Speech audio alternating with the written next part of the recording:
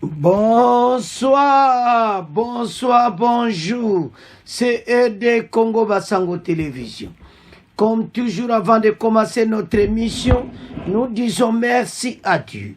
Nous disons merci à nos chers abonnés et téléspectateurs qui nous suivent partout dans le monde et en RDC. Bande Konanga, soyez les bienvenus. À la une, chers téléspectateurs, opposition contre l'action judiciaire d'Ambongo et puis Bumba Bandeko a gagné comme gouverneur de Kinshasa et puis adjoint à Yé Ezali Oya MLC Iveli donc comme adjoint donc Kinshasa IDPS MLC bako dirigeant donc match ezamubulu alors Bandeko Nangai toko développant en émission na biso.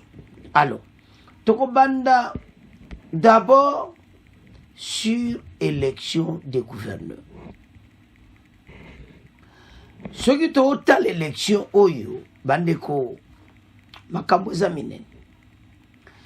Parce que en tout cas, il faut tous à la claire na makambo tous à la naïveté na oyo ko le kana Kinshasa. Pourquoi tous le babongo? Ngobila zalaki wana asale le côté maintenant tozozela maintenant Daniel Bumba Lubaki totala so akusala nini Kinshasa eza très sale ba côté belé ezosenga un gouverneur patriote maintenant IDPS azuya ngona maboko. Est-ce que IDPS vraiment Daniel Bumba kobongisa Kinshasa? C'est ça question va Congolais va kutuna. Le candidat de l'Union sacrée pour la démocratie et le progrès social, Daniel Bumba Lubaki, est élu gouverneur de Kinshasa au terme des scrutins qui ont eu lieu ce lundi 29 avril. L'étiquette de la famille politique de Félix Tshisekedi, Union sacrée, a raflé 37 fois sur 48 votants à l'Assemblée provinciale de Kinshasa. Daniel Bumba sort vainqueur dans une compétition qui a allié 31 challengers. Porteur d'un programme visant à rendre la ville de Kinshasa libre, moderne et sécurisée, présenté et défendu le 27 avril dernier. Ce cadre de l'IDPS succède à Jetini Ngobila. Il aura pour vice-gouverneur Edi Iveli de MLC de Jean-Pierre Bemba, en remplacement de Jeko Komo. Parce que Kinshasa, si vous vraiment gagner, vous vendez la libella. Bon sakine et comme propre ba congolais va s'en sortir na mo makamba activité na bango parce que nzela mobulu ba côté belé mais et le condé embouteillage et puis salité donc ceux qui va bongi ce biloko yo mais Daniel Bumba on va libérer ba congolais va répéter le sus nan ba mona yangote ba kimbuta ba lekawana ba loba to mona le côté Jetini Ngobila ya lobby to mone le côté. Siko yondo ko bongsakin. Tala. Faut pese makansia bien.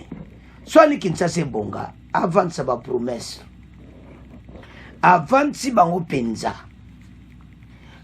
Bambongo ba luki ba inspecteur ba otambwana bango ba osala boulot ba salité nyoso na sak chakati. Et puis Bojiba poubelle, motunyo si toi bois que l'eau qu'on a poubelle.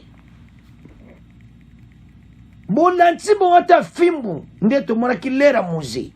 Fimbu penza. O tboa ki papier nanzela, ozu combien de fimbu kozo. Après boyena ba transport. Makabu ebele boko bon samboka. O yeza présent fatiti. Ezande yo gouverneur. Bandeko Bumba azana dossier ko sakanati parce que akuti mboka neta moko donc ba côté surtout ya ba côté wana le fin fond donc mawato mais so ki atana ba bandal ba nino o mona pena ba nzela problème na problème donc salité tolo makadame ezana mais salité siko et ça partout mais bakote agombe wana oke bakote mosu wana na nsima omona penaki wi basalite eza na nzela. Alors situation mena bango mibali na MLC bazozwa yango. Alors tolanda nomination bongo to avance. Kinshasa, le ticket Daniel Bumba Lubaki de l'UDPS et Edi Ieli Molangi du MLC a remporté ce lundi l'élection des gouverneurs et vice-gouverneurs. Daniel Bumba qui a obtenu 37 sur 47 voix est donc le prochain gouverneur de la capitale congolaise. Alors, bandeko commentaire à mingi a titolani nomination. Donc, bango mibale, babongama. Et surtout, le gouverneur Daniel Bumba a une décision à Makasi, pesa le kumo et IDPS, bobong sa ville à Kinshasa. Et Zé Sengo était parti au pouvoir, va diriger la ville à Kinshasa. Parce que critiquer Zaki Amingi. Oh, Kinbo Petango Bila, tout le monde est le côté. Oh, boy, tout le monde est le côté. Donc, en tout cas, Hermo le même beaucoup de Kende Wapi. Battu, il faut pas changer. Daniel Bumba Salama Solo Bongi Samboka. Tout le monde a EDC comme à ta pays mon couteau. Donc on dit que ça na EDC. Propre. Au bois à papier nanzela bakangi. Et c'est ba okokaya. Neta ezali. Machizamu. Donc Daniel Bumba ça a un grand boulot. Donc à côté Kinshasa dans un gouffre. Ndenge fachi akuti ADC. Siko il faut avoir la stratégie pour ça ville à Kinshasa. Mais ce qui a sokan ba société bien. Bandeko mboko ko bonga salte ko longwa mutu nyoso a conscience a obwaka eloko na poubelle mboke ko bonga. Alors bana mboka to tiki gouverneur ya Kinshasa Daniel Bumba na maboko na bino bo pesa ba idée bango mibale na MLC IDPS MLC boko na charge bo bongisa Kinshasa e bonga po soke bongite bozana problème sérieux. Alors tout que ce qu'on a mbongo Martin Fayulu a gangi mabe dossier ya mbongo et de l'autre côté Katumbi a lobby mabe. Toko banana Martin Fayulu après toko yana Katumbi. Le lundi 29 avril, Martin Fayulu, figure de l'opposition, a lancé un appel exhortant les Congolais à contrecarrer l'action judiciaire engagée contre le cardinal Ambongo. Cet appel intervient au lendemain de la décision du procureur près de la Cour de cassation ordonnant l'ouverture d'une information judiciaire contre le cardinal Fridolin Ambongo, archevêque métropolitain de Kinshasa. J'en appelle alors à la vigilance de tous les Congolais, Wana Martin Fayulu, et je leur demande de se tenir prêts à faire échec à cette action de provocation visant à réduire tout le monde au silence et à consolider la dictature en cours. Cela ne passera pas, a déclaré le président de l'ICD, exprimant ainsi sa préoccupation quand une dérive autoritaire du régime Tshisekedi. Otiki no vérité des dire n'est vraiment solo yango. Alors, aeko défendre pendo yo ka ambongo. Oyo kaka suka na défense. Match sa mugulu. Par ailleurs, le docteur Denis Mukwege, prix Nobel de la paix et candidat malheureux à la présidentielle de 2023, a également condamné cette action judiciaire, les qualifiant de dérive dictatoriale. Il a souligné que cette initiative illustre l'instrumentalisation politique des pouvoirs judiciaires et constitue un harcèlement à l'encontre du candidat cardinal Ambongo. Denis Mukwege a appelé les autorités à mettre fin à cette instrumentalisation de la justice. Selon lui, vise à étouffer les libertés d'expression d'opinion fondamentale. Donc, Martin Fayulu na Denis Mukwege bae koloba. Martin Fayulu a lobby to contrecarrer ma camion sa justice. Mukwege pe a lobby que makambo nyonso baza ko étouffer liberté d'expression. Mais Ambongo azo critiquer ba soldat. azolo mama beme bino boso côté là. De l'autre côté, Katumbi, information judiciaire contre Cardinal Ambongo, Katumbi reproche au pouvoir de trahir le combat d'Etienne Tshisekedi. Oh, Katumbi. Va trahir Etienne Tshisekedi lisusu ndenge ni. Bandeko botala oye yedo bango nyonso anko bazala colère élection. Baye pene ba du vrai dossier. Bango to sima mbongo. Oh. Balobi sikoyo ekosimba te bazobenga siko peuple aya kote. Mais nazo comprendre te. C'est une information judiciaire à kende ko se présenter. Bozo banga soda kene makala. Mais ya yemo mtaluka kyango. Bino nyoso botelemi. Ah, en tout cas mboka na biso. Botona nano extrait oyo.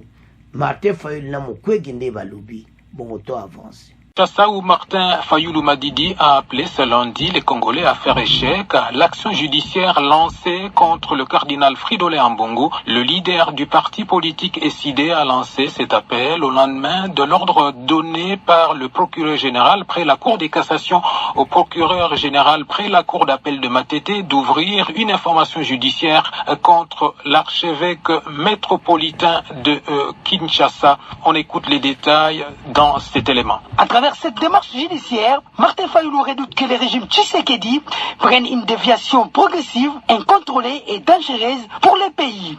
Il estime qu'envisager d'engager une action judiciaire contre le cardinal Ambongo est la goutte d'eau qui va déborder les vases.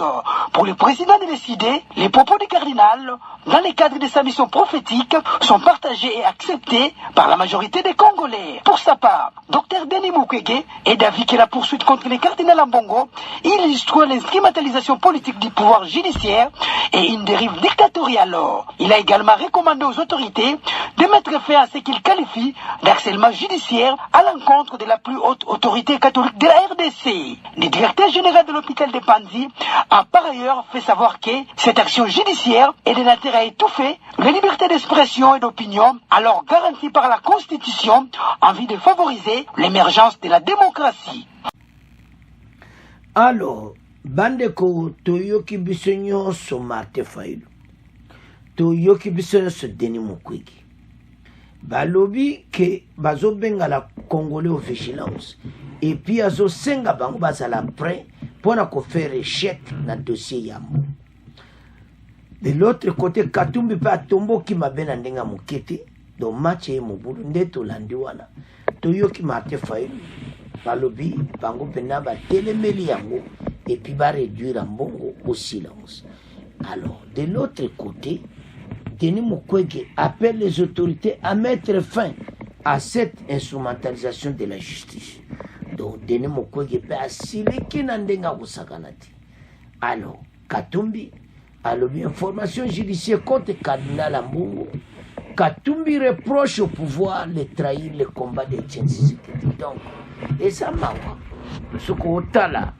Ndenge batelemeli yango et puis bazo mener combat contre mboka donc isengeti batika mboka oyo nye bana mboka tolanda ndeni yango eko avance so senga ete bakongole nyonso batelema de l'autre côté ezala union IDPSP. Alors sikoyo Martin Fayulu bango na Mukwege ba telemi na ndenga mokete donc ba telemeli eti oyo nyonso oyo ezolakisa comment gouvernement oyo ezotrahir le combat de Tshisekedi. Mais est-ce que koyebisa bato makambo eza kotrahir? Non. Alors bango nyonso wana bayeba eti RDC si échangé batika makambo ya sekolo ba mbongo ya juste andi baita yakene parce comme même tina prison. Alors bana mboka toyoki ndenge essayer de ba défendre toyoki Katumbi azo reprocher directement Fachi que bebisi makambo Tshisekedi ya liberté d'expression. Mais soko landi a cardinal alobaki mabe na basodo bazobunda na front bo batika e. Alors match za mugulu to komo tika yango na bino. Vous continuez à vous abonner massivement. Au revoir. À la prochaine.